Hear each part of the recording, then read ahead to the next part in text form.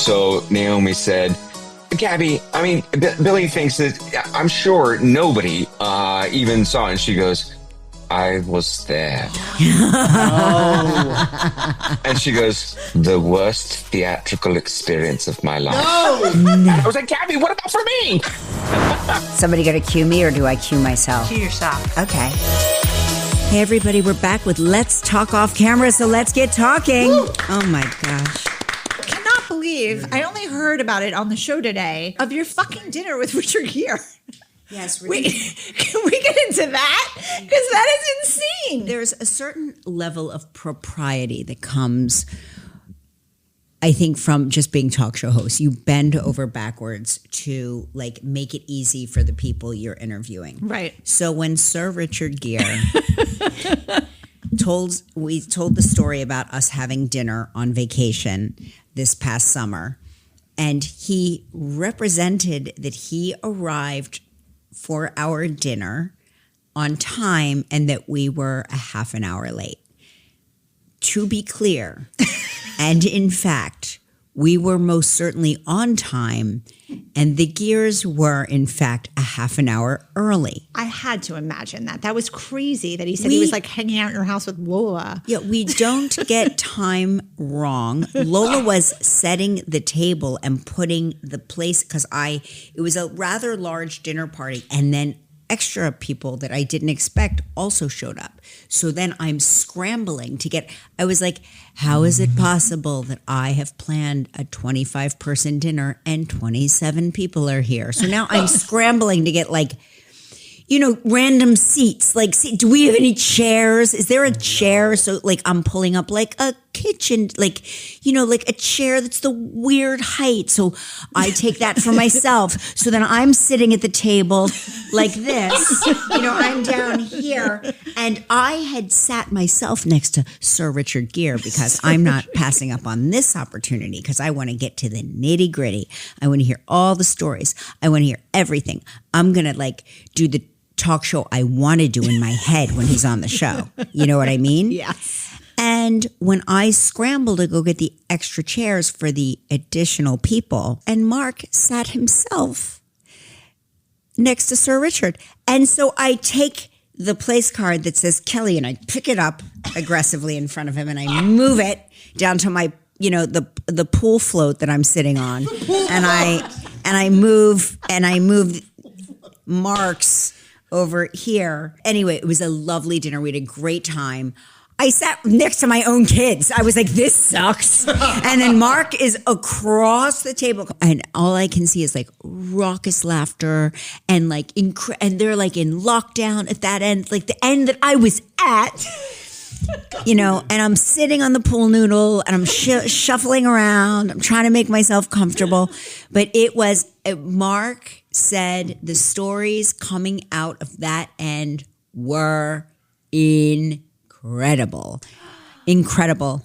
And I was like, so how's your fish? How's your fish? Silence over here. It's crazy. It's crazy. All right, let's read our intro because I think he's ready. Okay. You know that feeling when you're watching a TV show or a movie and a character completely steals the scene? Every scene in every movie and everything. This is today's guest, and I mean Billy Crudup, who is been the singular scene stealer in every TV series or movie or play for decades and decades. He also gave the commencement speech at my daughter's NYU graduation, and I felt bad for the other commencement speakers. I was like, oh my God, if I had to follow Billy Crudup, I would die. I would literally die. So you probably know him best for his breakout role in Almost Famous, where he plays this incredible, sexy, egomaniacal rock star, or his 2-time Emmy-winning performance as a media exec on The Morning Show. He's just fantastic. I think the world of him. And I love his wife. I love his wife as much as I love him. I think they are two, elevation artists. They elevate everything they're in. Naomi Watts elevated menopause. Jesus. You know what I mean? If they ever got divorced, I would go into seclusion. Do you know what I mean? Yeah. Because then They seem like a great couple. I think they are a great couple. I think they are perfect for each other. Yeah. Perfect. Like he's very sexy. He's got, Ash, I'm going to use a word that you'll understand because you're young, Riz. He's got Riz. Yeah, right? he does. Yeah. Is he 6'7"? I don't know. I'm trying to use young people phrases that now. was hysterical. I don't think it works for that. No? I don't know. I don't think so. Anyway, he's just like everything about him is right on. So we should talk to him, right? Let's talk to him. There he is. William C. I like it. I'm Kelly R. Nice to meet you, Kelly R. Nice to meet you. We were regaling our listeners with things that we love about you. And not that you would ever develop a big head, because I don't think you have that kind of personality that would ever change. I think you are an unchangingly good person, which is, as you know, very unique in your industry. I'm sure your wife has told you you're a very unique person in the industry. Yeah, she doesn't usually use it in that way, though. Yeah. You're a very unique person, Billy. We were talking about, well, first of all, I was mentioning how you gave an incredible commencement speech at NYU the year my daughter graduated college. I had so much fun doing that. Well, you told an incredible story. Do you want to tell a little bit about it to our listeners? Sure. When they first asked me to give the speech, I thought, why do they want me to give them the speech? What do I have to offer them? And ultimately, what I concluded was they wanted me to fire them up a little bit of a pep rally. Yeah. Getting out of college, getting into the world can be a tricky spot. Coming into the work environment, especially if you go to NYU, it's likely you're in some kind of debt from student loans, so you need some motivation. Mm-hmm.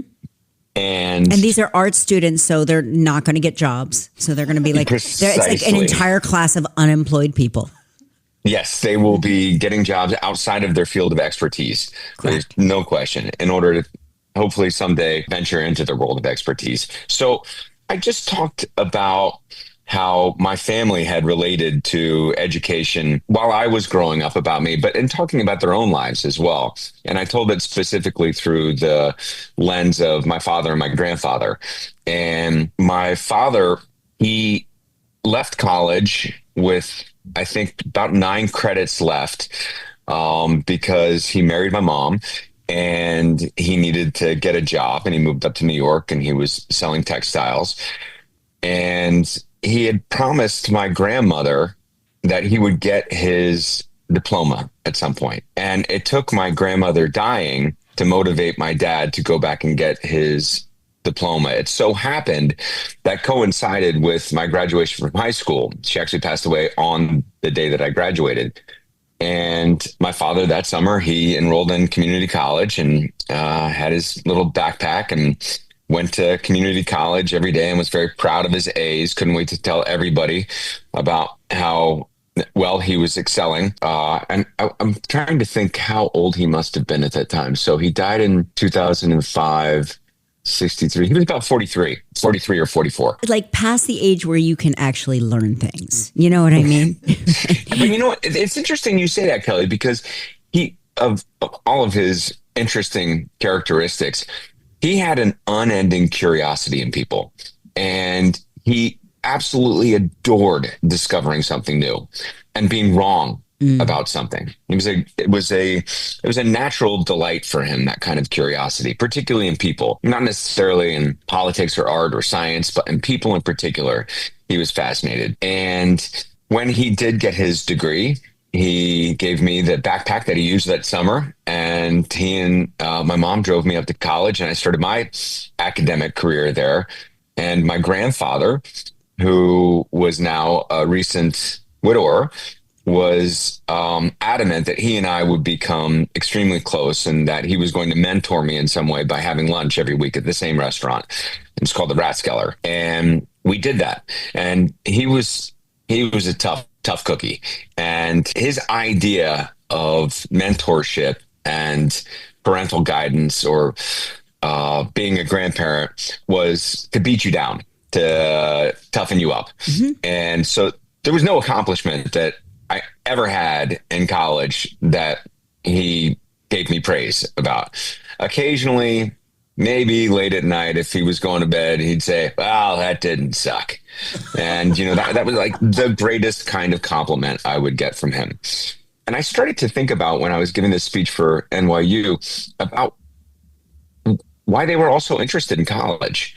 They didn't say it specifically like that, but their behavior revealed a different kind of it meant attention something to them.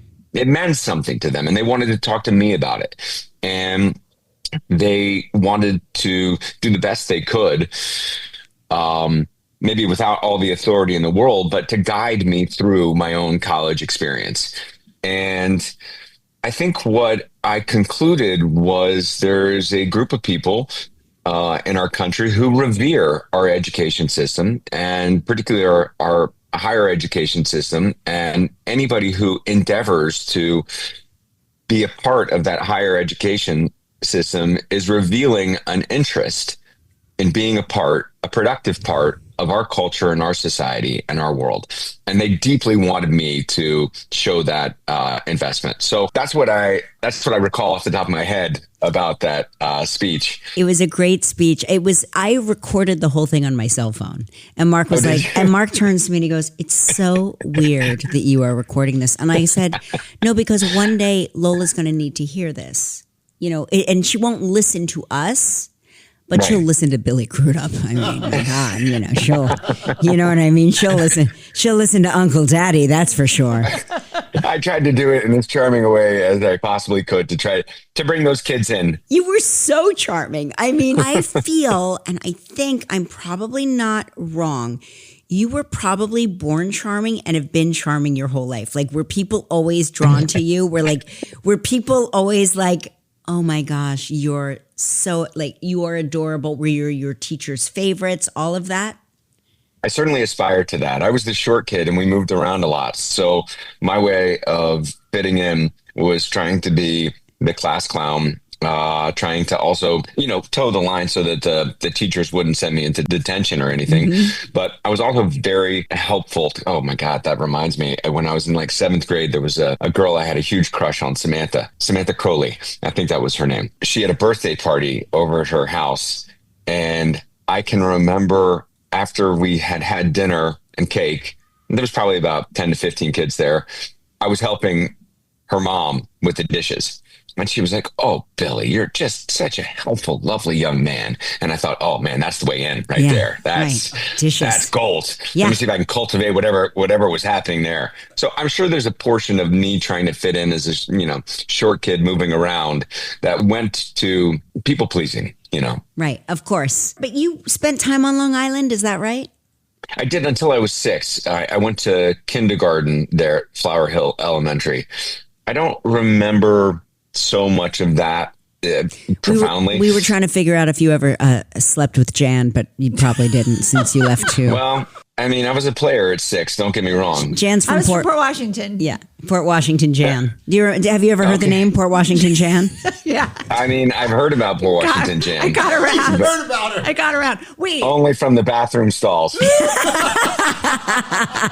Wait, Billy, Mark was so upset he wasn't here today because he was talking to us about your trip. Your ski. Do you remember your ski trip? Legendary. Legendary, right? I mean, we still talk about it. We had the best group. That was such an incredible time. But did you guys know that it was gay ski week the week you were there? Or did you just was it a deliberate choice? We found out, but it made perfect sense. It made perfect sense. It did. I think at the time, Colorado had legalized marijuana. Yeah. And none of us could really believe it. And we spent most of the time, You were still trying to score secret deals of marijuana, because it felt wrong? I'm not saying I was or wasn't, Kelly. I will not sign on to that. But we were interested in what it might be like to walk into a dispensary.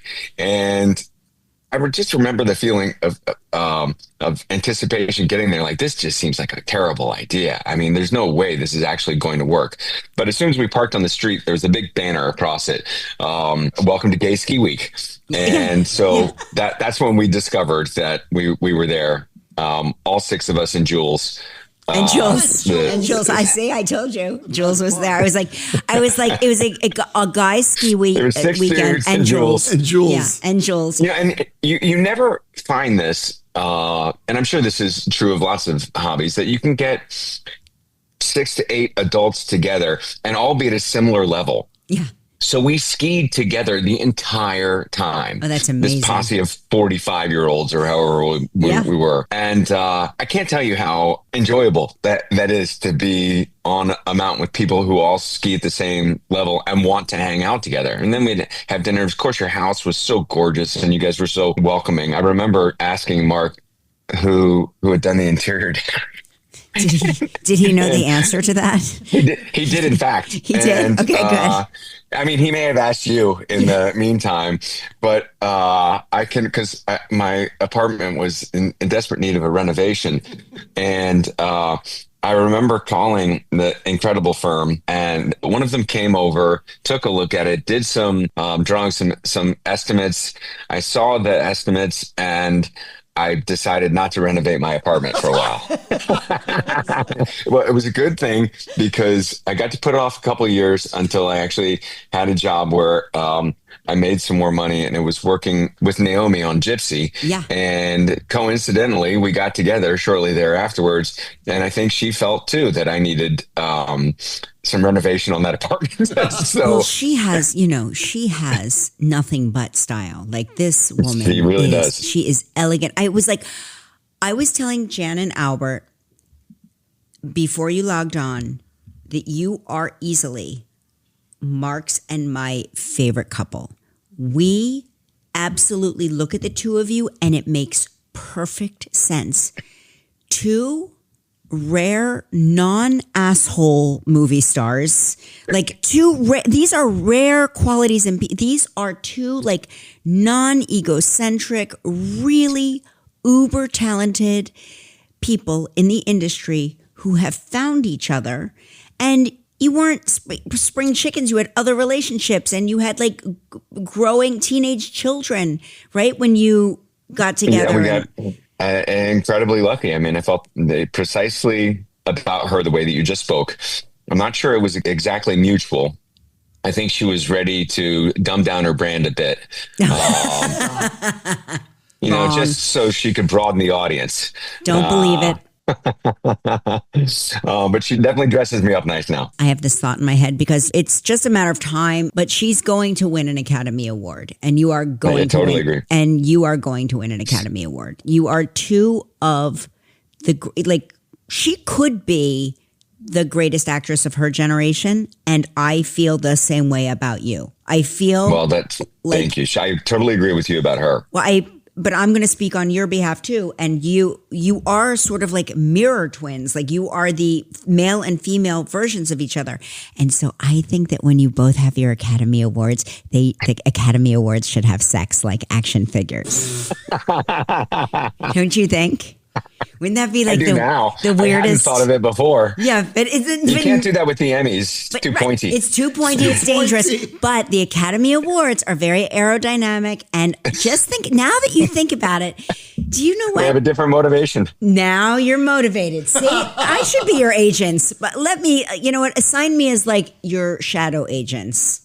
Well, I have to tell you though, there is something nice about having a partnership with a colleague where not only do you speak the same language, but you both try to manage the ups and downs of the business in a similar way. So there's a lot of trust, and I bet you build each other up. We definitely do, and we also test on a lot of different ideas on each other, and they're not always incredibly successful. There's a kind of trust it's unusual. When did you know that she was the one? When you're working together, you get to experience, and she was a producer on that show too. You get to experience, because obviously the pressure of doing those kinds of shows can reveal a lot about how somebody navigates their life, professional life, personal life, etc. And we just had a lot in common, and her way of managing the set, the crew, the writing, the other actors was unusual. She's an incredibly hard worker, but has crazy resilience, and additionally is very compassionate about the other people who work around her. And that's not a common No. mix of characteristics. Typically, you can be really generous because you don't really care and you're not working so hard. You can be affable on set because you got other things to do. You can work really hard and put so much pressure on yourself that you make the people around you miserable because That's how I like to do things. Yeah, I've heard that about you, Kelly. I mean, I've been on your show and I've seen the bullshit. Okay, I know what's really happening. Kelly Ripper. It's true. She has an unending supply of like kindness, goodness, diligence, professionalism. She's like all of the things. And she can also turn the page so quickly. I don't know how she does it, but if something doesn't go right on set, or somebody isn't living up to their potential and she's able to have a talk, or so there's some kind of confrontation, the next day it's gone. She's moved on. That's a humane and loving quality. It's extraordinary quality. So yeah. So Naomi, first of all, dare I say it, everything I wish I had known about menopause. I wish she had written the book like 3 years before she did, because I was scrounging around looking for a book to like help me through it. But the book. I have definitely heard that from people. Yes, she talks about the night that you two decide to be intimate and how she was feeling about herself. Tell us the story about what you said to put her at ease. I could see she was incredibly self-conscious. And so, I did what any guy does who wants to get busy. You say whatever you have to say. You say whatever you have to say in order to make them not self-conscious. Yeah. But no, was seriously preoccupied with what had been a difficult thing for her, being premenopausal at the age that she was, and the ways that she tried to navigate it. She was sort of in her own world about it, and it wouldn't have taken. I mean, and it didn't take very much language at all for me to go, okay, I understand that. Mm-hmm. No problem. Can we continue? Yeah. Sucks. And so that's sort of, I think, for her, not having to explain too much and not having any judgment or like awkward curiosity from me about how people's bodies change over time. That was a relief to her. But, for me, I felt like to that moment and to others, we're the same age. We're Confederates in this. I'm aware of my body changing over time. There's plenty of things I'm sure that I was underprepared for, but you start to adjust to that as you get into your 50s, late 40s, 50s, and doing it together was easy. When I look at Naomi, she is easily to me the most beautiful, most glamorous, most like, she's just the chicest person I've ever seen. And you, and I said this before you logged on, you are dazzling. You are perpetually charming. You have, listen to this, I'm going to give you a phrase you can run by the kids. You have I'm going to call my mom and put her on at the same time because she's going to totally love this. You have Riz. You have Riz. Have you heard that? Rock on. Do you know that phrase? Riz. Yeah. It's like it's the best thing to have right now. Oh, I cannot wait to share this with people. Yeah. When is this going to air? It's going to air. When does this air, Jan? I'm not sure. I'm going to send right out before Jay Kelly comes telegram. out. Yeah, right before Jay Kelly comes out. Right before Jay Kelly comes out. But people's fax machines are going to be lighting up with notices about. They are. But when people look at the two of you, you would not think that there would be any imperfections and that there would be no discussion of insecurity whatsoever. And so I think it's very comforting and incredible to know that stars, Jan, like Us Weekly says, they're just like us. Yeah, they are. They're just like us. She's all of those things, and she's an incredible dork. And I'm the same too. I mean, she'll do anything for a laugh. Yeah. And I think that's part of her charm for me too. But I think the insecure awkwardness in both of us is very familiar and very comforting. So we have been incredibly lucky to find each other when we have.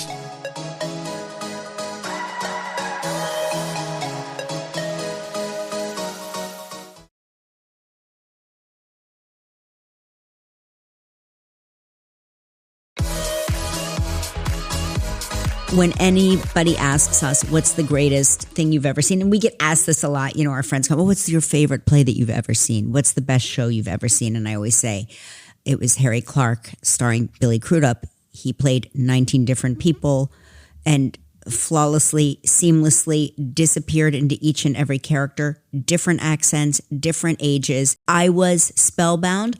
I had, I don't mind telling you, like giant sweat stains down the phenomenal. sides. Me too.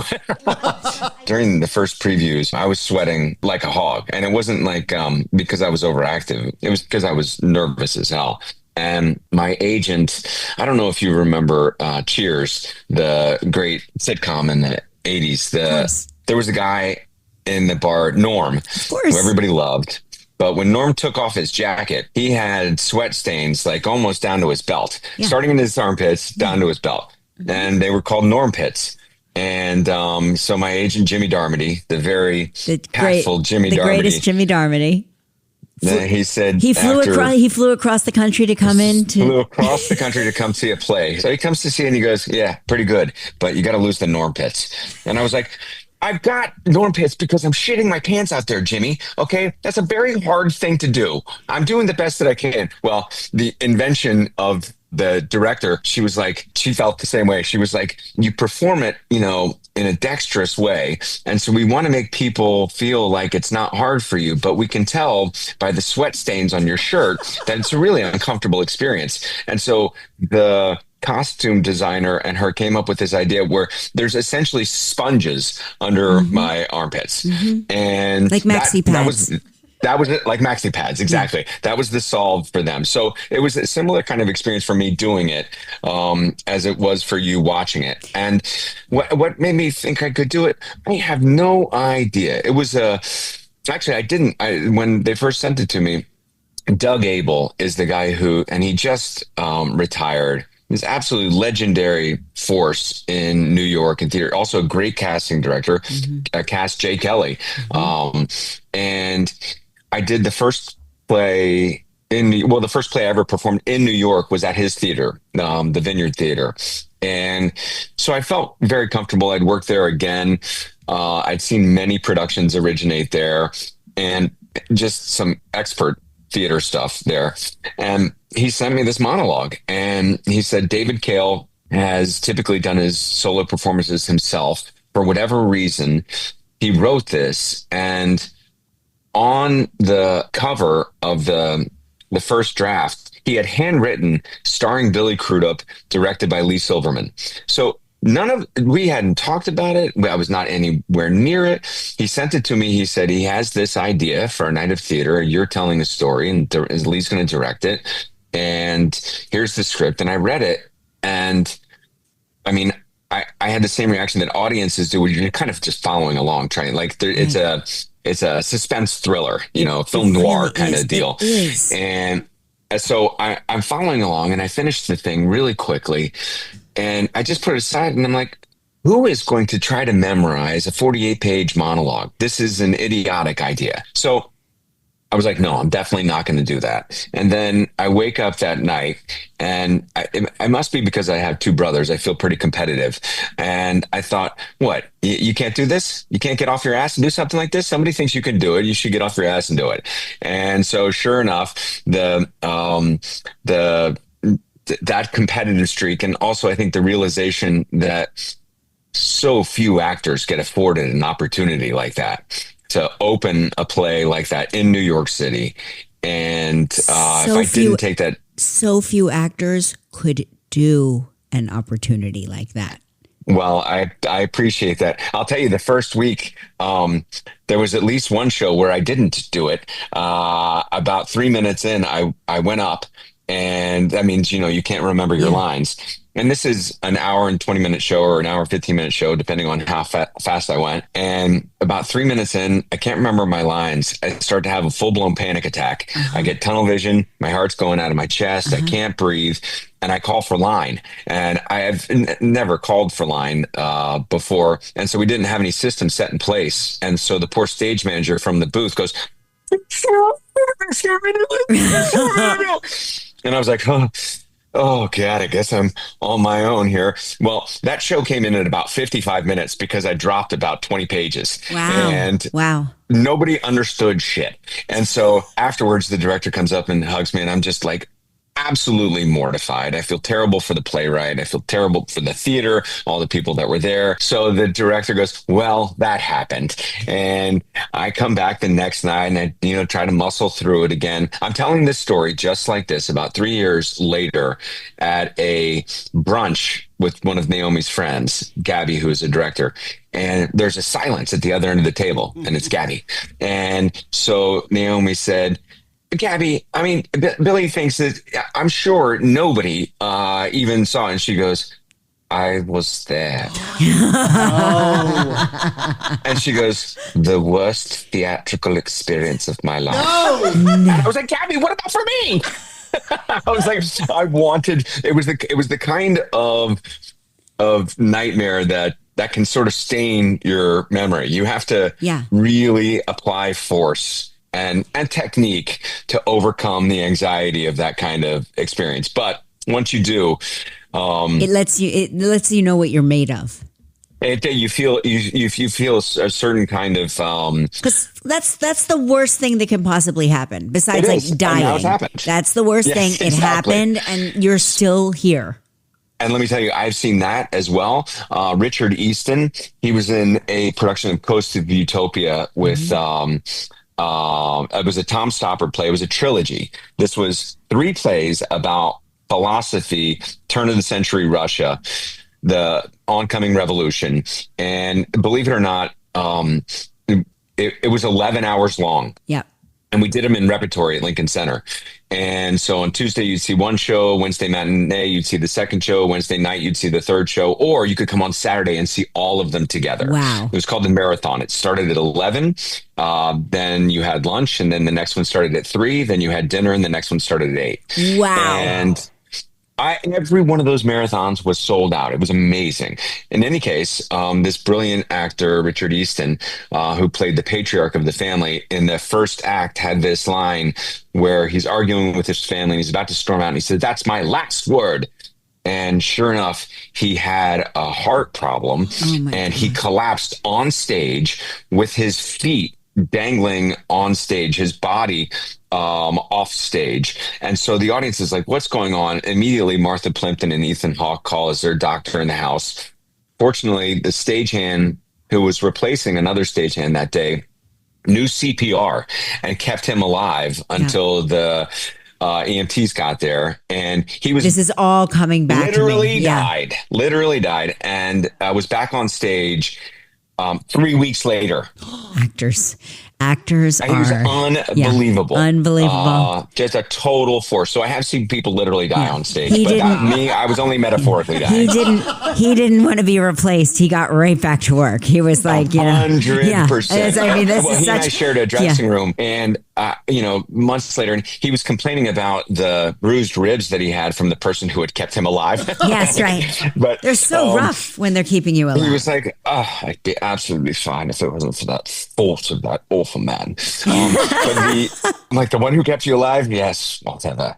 I came in, 3 months later, because our run was like 9 months long, and I came in like 3 months later, and I said, "How you doing, Richard?" He goes, "Oh, not so good."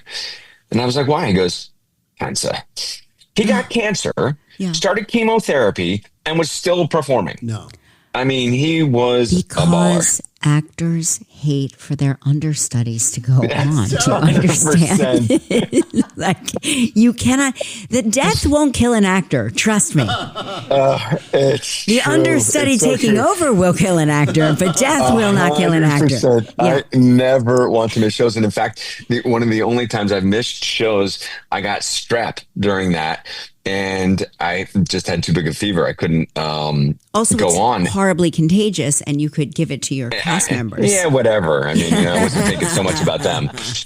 But my understudy went on. And in that show, the character that I played had like one of the great monologues. I'm at home shivering, with a fever, and still absolutely contemptuous that my understudy gets to go on and kill it with this monologue. Like my monologue. And the number of people who were at those performances who came up and said, "Oh, I saw your show, but you weren't on." I'd be like, "No, no, no. No, don't tell me you saw the my show." monologue. That's right. Yeah, it really is. Mark just went recently to the opening of Art. Did you see Art? I'm going to see it. Okay. I saw it when it originally came out, but I'll see it. I mean, I love all those guys. So Mark and our youngest son, who just graduated drama school, went to go see Art opening night, and Cannavale calls for a line.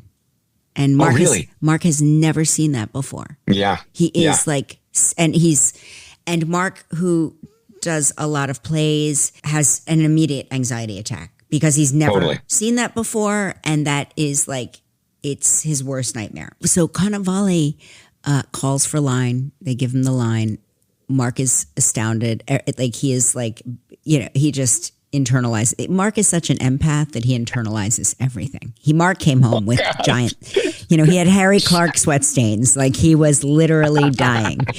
And the next day there's an interview with Cannavale and they ask him about it. And he goes, "Somebody farted on stage and it literally took my breath away."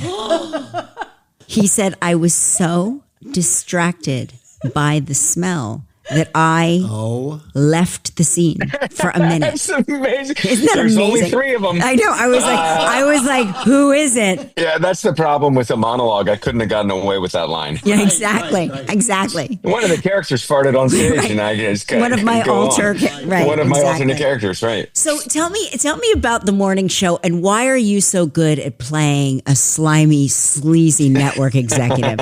Is it something you've observed in your multi-decade career? Have you seen this personality that type? is just a great character that people like giving to me, and I have played a kind of character like that, but I've never, I think, experienced reading a character in something that's in some ways going for such a broad audience. You've got Reese Witherspoon and Jen Aniston and Steve Carell in the first one, like big stars. So they're going for a big audience, and they have this kind of subversive nutbag, kind of weaseling in and out. The subversive nutbag is the show. That is why people tune in to watch.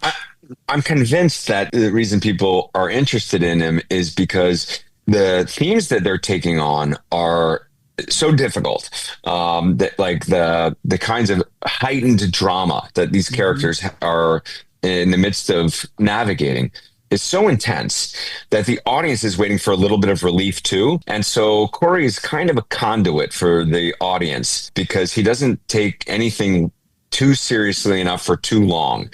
So people can tolerate him. And he doesn't mind being in the middle of this tornado, feeling like he's got the mental capacity to navigate his way out of anything. He's a very confident person who is alive and present for all of those moments. He's not typically drowning in the agony of experiencing these major dramatic moments. Have you learned anything about morning TV programs since you've been doing this show? Well, I've learned that when we go on morning TV shows, they think the show gets it pretty right. Because everybody's really everybody thinks it's me. about them. So there's that. Totally. There's the ego factor is like everybody thinks it's about them. And you're on a set that is like the set that we work on. So it's all very familiar. But I do like to take liberties with the fact that people are typically afraid of me and my character. So intimidating the morning shows with the sense that I may have some kind of invented power to undermine them all has been quite fun. But you have like sexual, Jan? Yeah, he's with Reese Witherspoon right now. Right, but there's also sexual... I'm going to say this. Tell me if you agree. I feel like there's like a little sexual tension with Jennifer Aniston's character. I feel like you two could somehow end up together.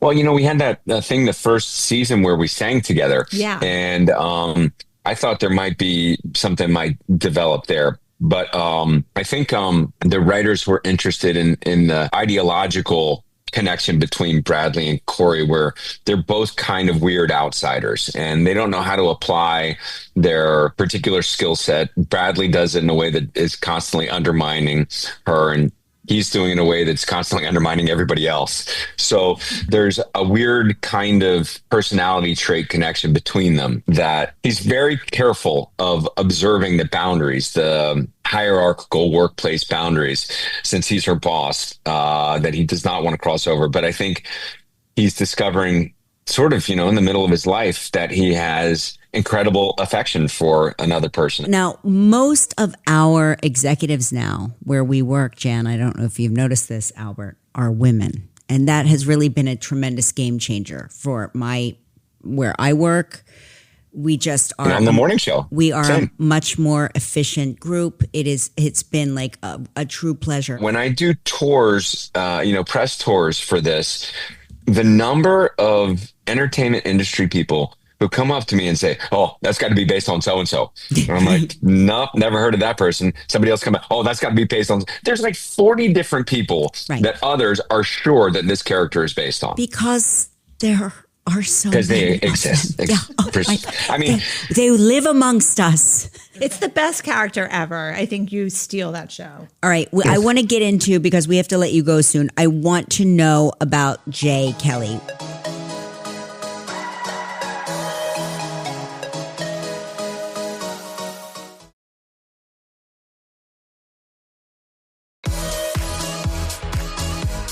I want to know about Jay Kelly. Noah has made the most lush movie about filmmaking and movie stars in particular. And it's kind of a metaphor for me and my friend Bar. We used to always have this line when we were in our 20s and 30s and we were making movies. And so we were doing the thing that we wanted to do, but we kept having this nagging sensation that our great life was about to start. And this wasn't actually our great life. We were still filled with the same kind of neuroses and discomfort. And we're like, it's going to be ahead of us. And I think that's kind of an American thing because, because we're the world or the land of opportunity, people keep imagining that at some point they're going to hit the jackpot. That was my dad's big downfall there. And so when you're busy looking for your life to start, you're missing the life that's in front of you. So I think Noah uses this in a really beautiful metaphorical way. But aside from my philosophical take on it, it's just a gorgeous movie. George Clooney and Adam Sandler give spectacular performances, and the cast is, just loaded top to bottom. And Noah's been a director that I've wanted to work with for a long time. He's an incredible filmmaker. Incredible. He is an absolutely sensational filmmaker and a wonderful man. And I've had a great fortune of not just because actually when I was doing Harry Clark in London, and I did this while I was doing Harry Clark, and I certainly don't want to do anything else when I was doing that play, but to work with him, I would have done anything. And I only worked on it for about 4 or 5 days, but the kind of welcoming artistic creative collaboration that he afforded me was unusual. And the crucial part is it's about movie making, so you want to see it in a theater. Right. It's beautiful. And there's a great George Clooney's character ends up he's getting a tribute at a film festival. So the actual tribute at the end of the film festival is in a movie theater. It's him watching sort of his life as reflected through movies. And so to see it in the theater is a really beautiful, wonderful way to see it. It's like the meta of it all. It is. Yes. I also wanted to mention, I'm about to go to London to do another play. Eric Roth, who is a screenwriter, he has adapted the movie High Noon for a play, and I'm going to play the Gary Cooper part, and a brilliant actor, Denise Goff, is going to play the Grace Kelly part. And when are you doing that? When? I'm leaving next month. You can see it. It's going to be at the Harold Pinter Theater, starting previews, I think, December 5th. We're going. Our daughter lives in London. We are there all the time. Fantastic. We are coming to see you 100%. Okay, well, you have to let me know, and then we'll go out for dinner. That would be so fun. I mean, honestly, so fun. And I was just thinking, like I said, Jan got a special link. She saw Jay Kelly, and she said, Billy steals the whole movie. And I go, of course he does. He steals everything he's in. The whole movie. The scene it's that scene. That scene, how did you do that? I know, that writing is unbelievable. To get a chance to try to do that, Jan, I'm telling you, I was... The writing, you were reading a menu. Right. Yeah, exactly. I mean, that's the whole setup. You're reading and a menu. I was like, Noah, this is a really tough thing you're asking, man. I'm not sure I know how to do it. And I didn't know how to do it. I'm not a method actor. I'm just a storyteller. And and the scene calls for a particular kind of emotion to come out. And I told Noah, I was like, that's not really the way that I work. And I said, maybe we could change a couple of lines. And he kept saying, yeah, sure. Okay, yeah, sure. And then the script wasn't changing. So about 2 weeks before, it was like, I better figure out method acting or whatever this is here. Right. And so I just, when I got on set that day, I turned to George and Noah and said, guys, I don't really know what's going to happen here. So fingers crossed, best of luck. I got a couple of backups if it doesn't work, but we'll see how it goes. I mean, I can't, I'm literally vibrating with excitement. On the I think soap, you'll enjoy it. On the soap, we had this crazy thing because, like you said, it was just like every day you're having a nervous breakdown on camera because that's the soap opera is very dramatic. Everything's dramatic. And so I learned this trick somebody taught me. They said, in your stomach lives a magician's hat. A magician's hat lives in your stomach. And right before you have to go on scene and have a breakdown. And because the breakdowns would happen, and 3, 2, 1, and they cue you and you're sobbing. And so this woman said to me, you keep a magician's hat in your stomach. And when the stage manager is counting you down, you stuff your hand down into the magician's hat. You pull the rabbit out by the ears. You punch it in the face as hard as you can and stuff it back down.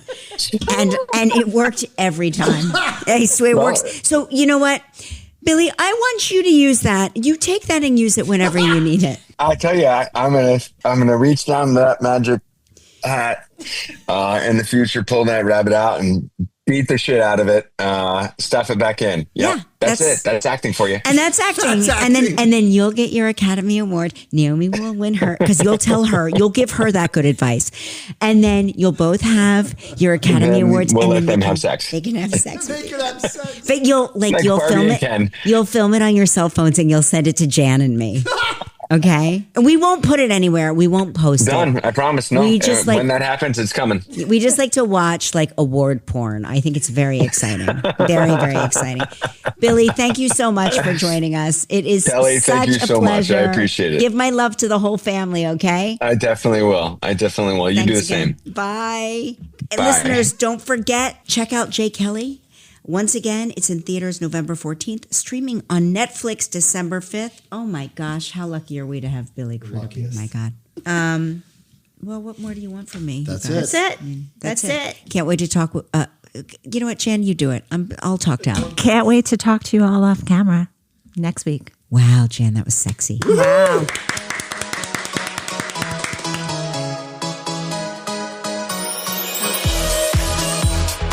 Let's Talk Off Camera with Kelly Ripa is a production of Melojo Productions. From Melojo, our team is Kelly Ripa, Mark Consuelos, Albert Bianchini, Jan Chalet, Seth Bronquist, Ross Therian, Devin Schneider, Michael Halprin, Julia Desch, and Team Radio Andy, Lisa Mantaneo, Scott Marlowe, Jake Getz.